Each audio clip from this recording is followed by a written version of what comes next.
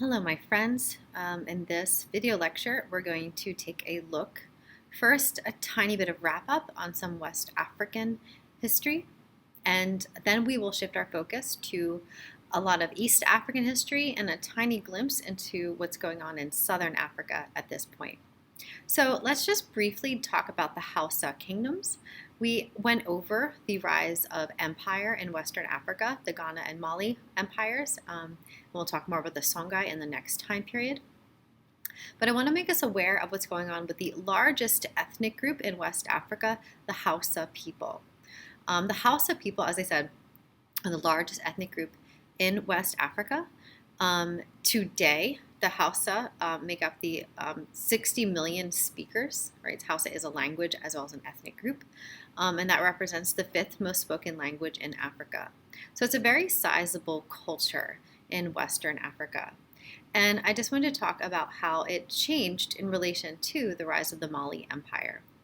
So the Hausa people originally were a collection of city-states that were connected through those social and political means we discussed before, through kinship groups and through the establishment of these stateless societies. And they were largely agricultural and not very connected through larger trade routes. But the Hausa ethnic group becomes more integrated into centralized politics and through trade due to the rise of the Mali Empire. So as the Mali Empire rises and establishes the trans-Saharan trade routes, and since the trans-Saharan trade routes pass right through the Hausa states, similar to as we've seen in the Mali Empire, in some of the Southeast Asian kingdoms, trade fortifies this region, gets them more resources, allows them to build up larger settlements. And so the Hausa states transition from small-scale city-states and stateless societies to larger kingdom structures there, and they become much more populated. Economically, their major luxury good that they contribute to the trade routes are leather goods. They become very well known for being excellent leather workers, so that helps to bring in profits into their region. Similar to the Kingdom of Mali, we also see large-scale conversion to Islam because of these Islamic missionaries that come from the kingdom or the empire of Mali into the Hausa states.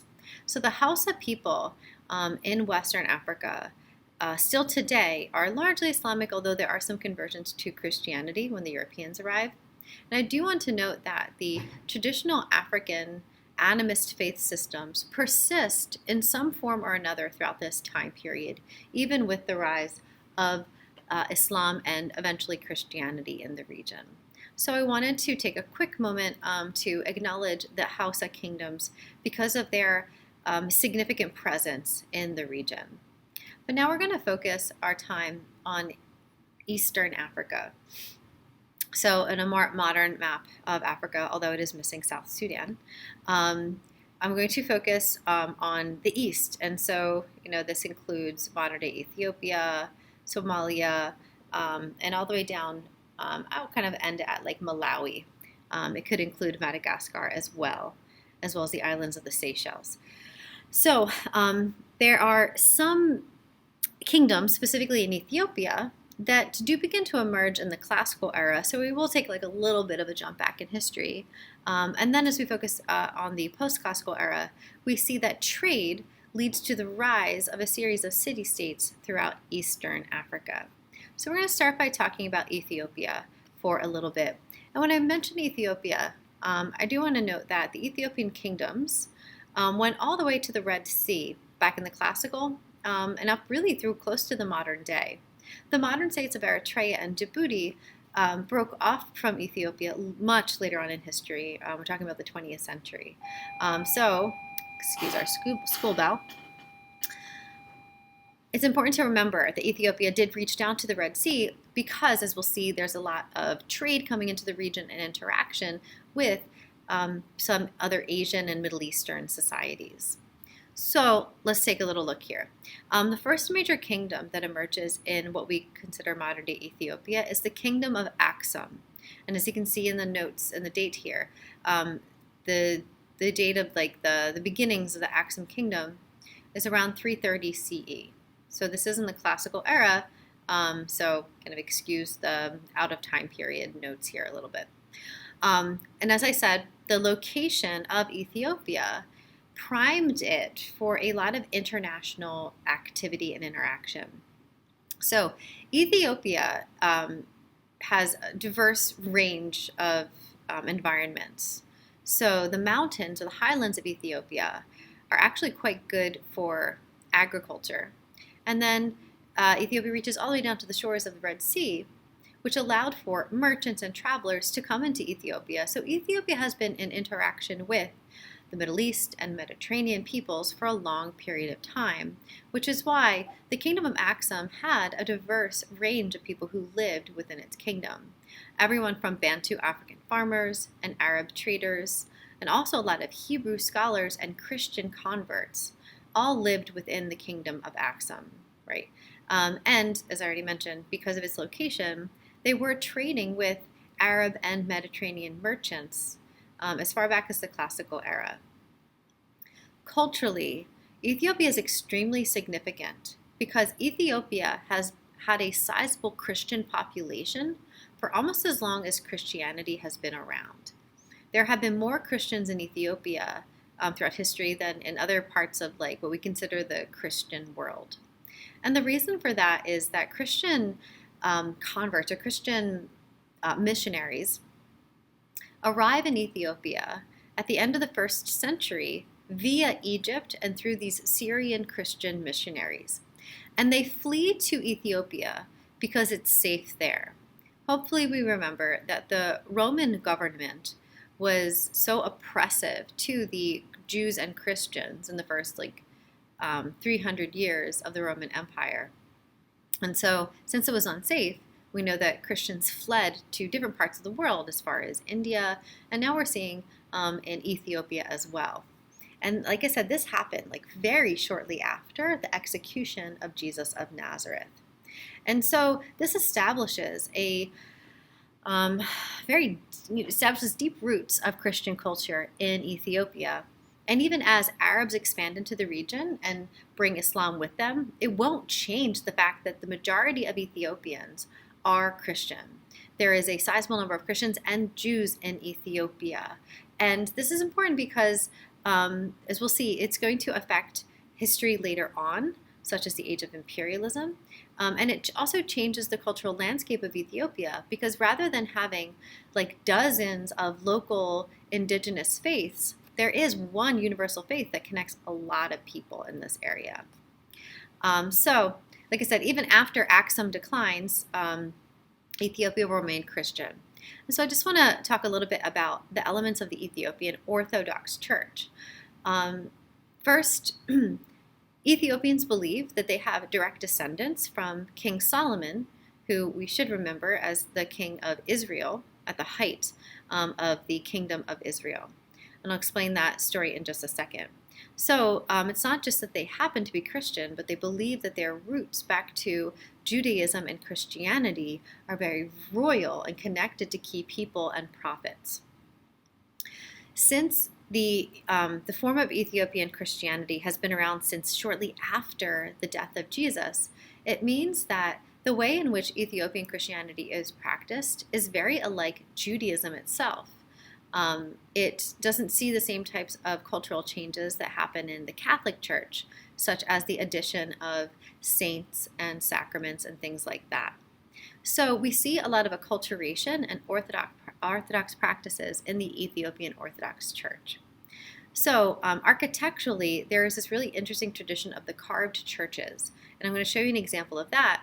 But here what we can see are indigenous forms of architecture that reflect localized Ethiopian culture. We also see localized African elements or Ethiopian elements, and by this we're talking about the way in which Jesus and Mary and other religious figures are illustrated. They're made to look Ethiopian. Also, in terms of some of the music and the hymns, they reflect more of the local African traditions and Ethiopian traditions than they do Mediterranean traditions. Also, the Ethiopian Orthodox Church has so many Jewish elements, as I said. Only recently did they begin to incorporate the New Testament. Traditionally, the Ethiopian Orthodox Church relies heavily on the Old Testament because when Christianity arrived in Ethiopia, there was no New Testament, right? There were no established Gospels. That's how old Ethiopian Orthodoxy is. Most Ethiopian Orthodox practitioners adhere to a kosher diet, which is obviously a Jewish practice, and they don't usually, there's been a bit of a change in recent years, but traditionally their Sabbath is on Saturday, which is far more obviously akin to Jewish practice than the idea of a Sunday Sabbath, which is more common in Christianity. So, as I previewed, what we will see is that since this religion becomes the dominant faith in the area known as Ethiopia, it creates a sense of unity. And the Christian background and this unity that is created, we will see becomes a force that helps the Ethiopians defeat European imperialism. And we'll get more into that later, but I just want to start to plant those seeds now. Also, the connections to early Judaism and Christianity create a sense of, like a strong sense of nationalism throughout all of Ethiopian culture. So, Ethiopians believe that they have a very holy item that is important to all people of Abrahamic faiths. They believe that the Ark of the Covenant is in their possession. The Ark of the Covenant, and is being illustrated here, is an ark or a vessel that people believe house the original 10 Commandments that were given to Moses by God. And the story is that they believe it because King Solomon was married to the Queen of Sheba, and Sheba is an historical term for modern-day Ethiopia. So when Israel was descending into civil war and being attacked by outside forces, many people associated with King Solomon fled to the Queen of Sheba's homeland, Ethiopia. And it's believed that one of their sons took the Ark of the Covenant with him as he fled to Ethiopia. Not only did he flee, but it led to a migration of Jews into Ethiopia, which is why there is a significant population of Ethiopian Jews, many of whom have recently, in the past 15 years, emigrated to Israel, but there are many who still live in Ethiopia itself. So, often, well, not so often, but there is a lot of controversy over the possibility of Ethiopia having the 10 Commandments because no one has ever confirmed it. The Ark of the Covenant is said to be housed in this monastery, and that there's only ever one priest who is appointed to live within that monastery to oversee it and make sure that it stays safe. Here we can see some school kids who are taking care of the grounds of the monastery, but no outside sources have confirmed the presence of the 10 Commandments within this space. So I can't confirm that for you, but I think it's just very important to recognize that Ethiopians believe this to be true, and it creates a very strong sense of nationalism. And as we continue to explore this, we'll see that for many Africans around the world, especially Christian Africans, they look to Ethiopia as a very holy place, as possibly being the site of the Garden of Eden. And since it's believed that the Ark of the Covenant is there, it's seen as an extra blessing. So it's going to play heavily in history. Also, we're seeing Indiana Jones and the Raiders of the Lost Ark. You know that this happens when you look at the Ark.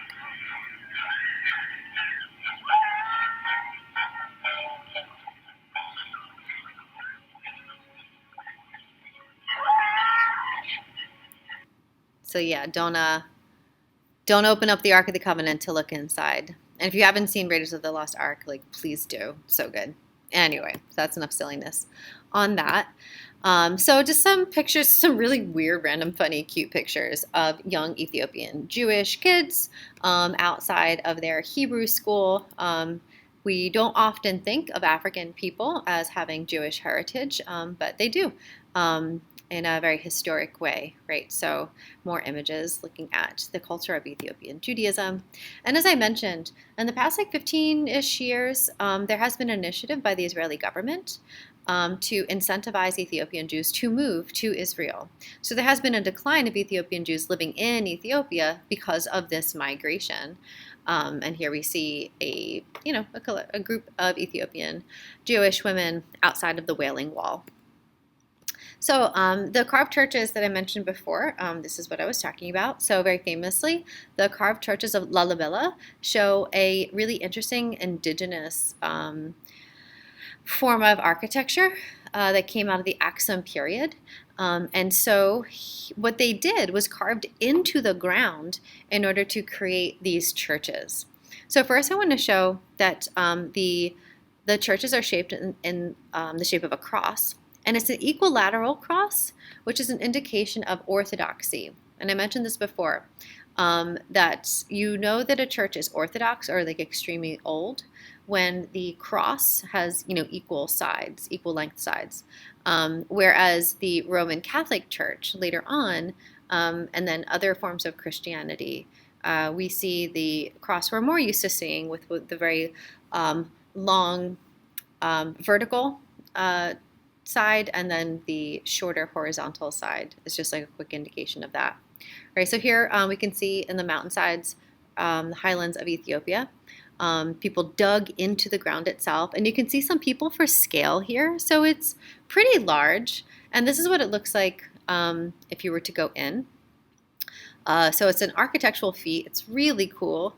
Kids in the past have asked, like, what happens when it rains? And they did have a drainage system to ensure that it didn't flood out. And it used to be more brilliant colors. It's faded over time. It's an historical site now.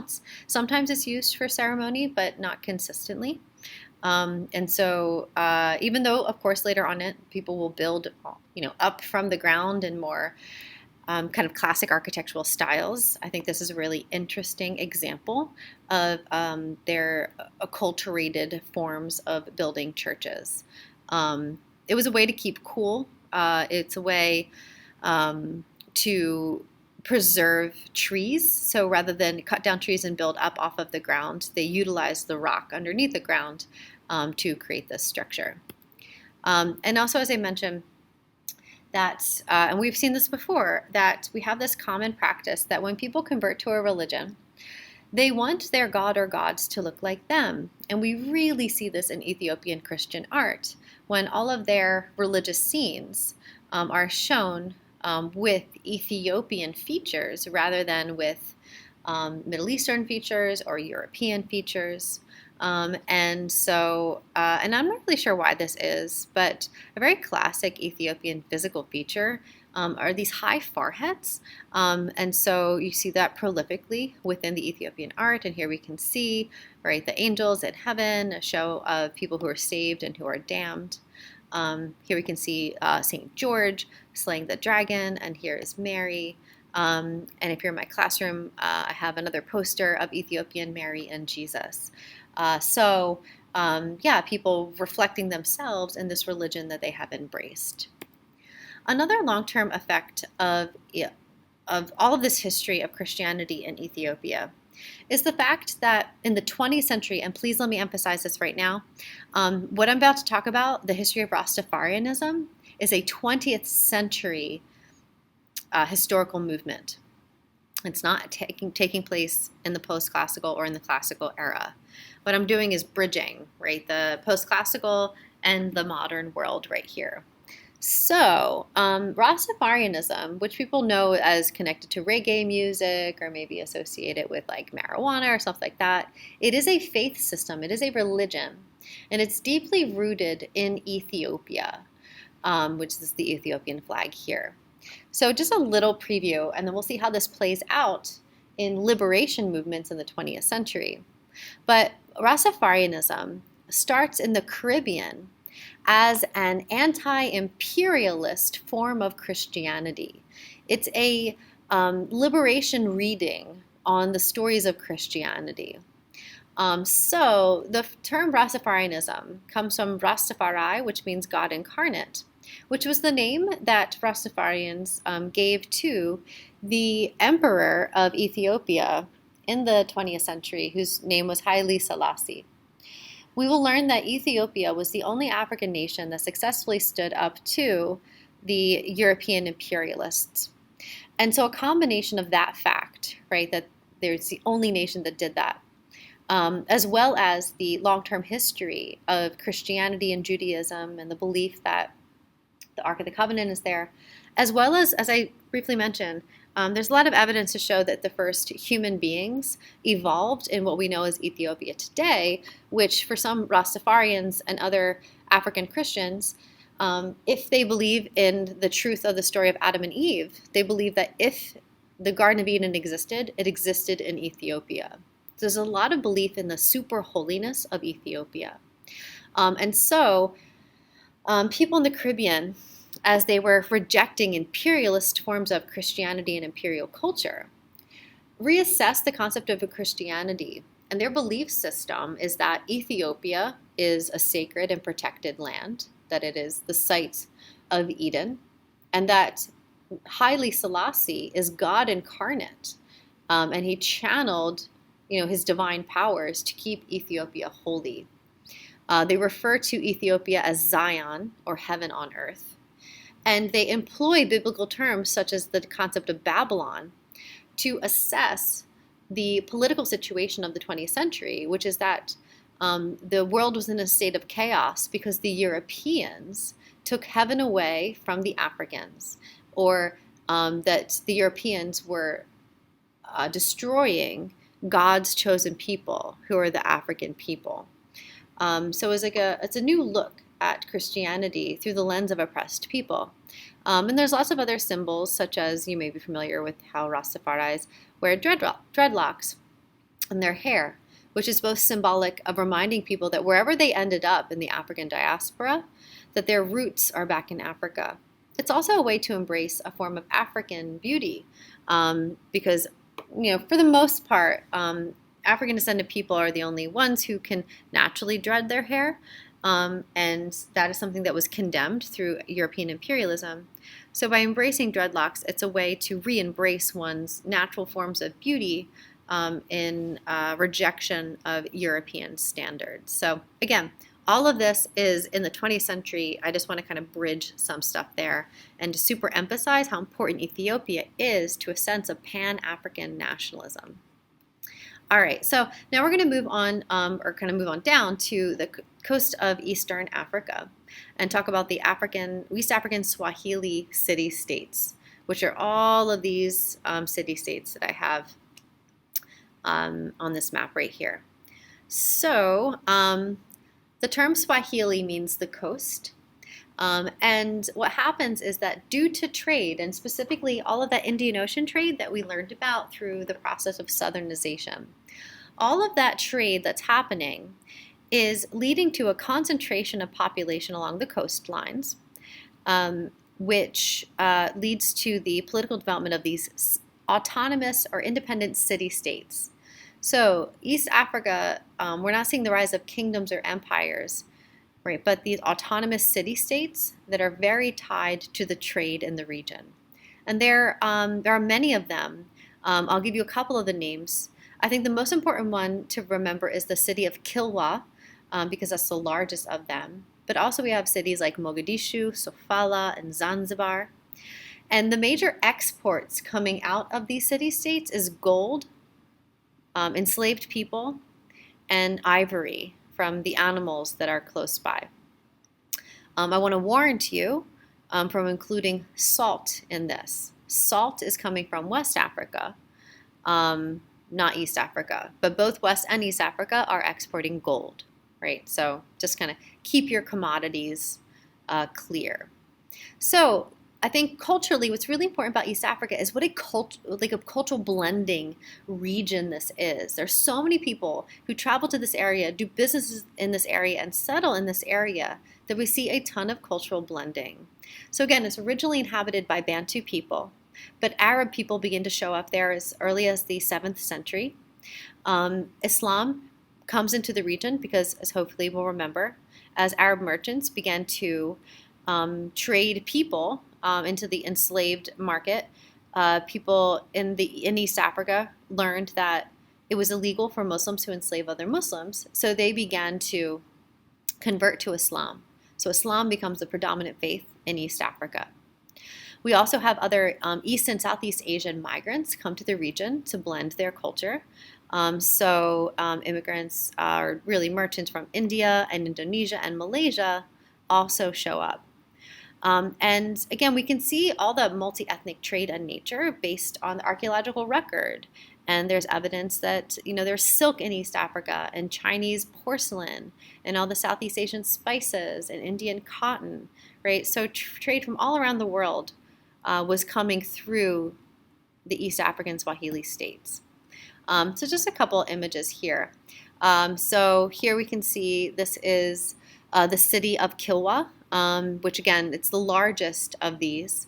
And the government, even though it's a city, they did use the term sultanate, the Kilwa Sultanate, around the year 1400. Very kind of powerful, very wealthy. This is one of the ruins of one of the marketplaces, so we can see like the building structures there. So a very powerful city that will be disrupted in the next time period, but in the post-classical age, thriving multicultural trade center. Culturally, one of the most important effects is the cultural blending that leads to the birth of the Swahili language. So from here on out, when we see the birth of a new language, that's a pretty big deal. Languages often take hundreds, if not thousands of years really to develop. So, we only have a couple hundred more years to study. Sounds crazy to say. But when we see a new language pop up now, that's a big deal because it's showing that there is so much interaction of people of different languages and that they wanted to interact so badly that they ended up blending their languages together. And Kiswahili, which is a major language in East Africa, is a blend of Arabic and Bantu. I should add this, there's also a Hindi influence there as well. So Indian, Middle Eastern, and local African people blended their language to create a new language. Originally, it was written in Arabic script, since the Arabic writing system becomes very popular in Western and Eastern Africa. Today, they have adopted Latin script because of the impact of Europeans. But this is a very important example of the cultural blending that happens in this time period. And on the side, I've given you some key phrases in Swahili. If ever you end up in Kenya and you need some quick Swahili, you can have these. Mostly, I think the Swahili language is really beautiful. I had a friend who studied it, and I used to kind of like sit in on his classes because I just like the sound of it. But also, we know some Swahili because it's popularly woven into movies and other instances of pop culture. So to say hello in Swahili, you say jambo. To say how are you, you say habari. The word to build is jenga, which you're familiar with the game. And also almost all of the names in the movie The Lion King are in Swahili. So Simba means lion. I believe Nala means beautiful. Or mother, kind of forgetting. Hakuna Matata really means no worries. Means don't worry about it. And then I just have a couple other idioms here because I like how they sound. Not gonna lie, that's the only reason I put them in here. So the Swahili version of the like European or the American idiom to let sleeping dogs lie is simwamshia yi lala. I just love it. Their version of haste makes waste is haraka haraka hyena baraka. And then their version of the idiom slow and steady wins the race is pole pole ndio muendo. And I just like it, and I thought I'd share that with you. But anyway, most importantly, it's an example of cultural blending. And we see more examples of cultural blending through the fashion. So here we see a Zanzibari woman. And there's a lot going on here with what she's wearing. So she's a practitioner of Islam, and so she is actually wearing hijab, but she's wearing it in a far more East African fashion through classic East African head wraps, not in the more Middle Eastern fashion of wearing kind of a loose, long scarf around her head. I don't know how well you can see, but she has a nose piercing. Nose piercings are very South Asian. Very common in India to have for women to have nose piercings. Whereas other types of ears piercings, so you can see here, she has like almost like gauges throughout her earlobe. That comes more from certain like Eastern and Southern African traditions. So already we're seeing examples of hijab, so like a Middle Eastern religion, but her head wrap is worn in more of an East African way. South Asian piercing, but other African piercings in her ear. And that the cotton outfit that she's wearing it in a very similar style as the Indian sari.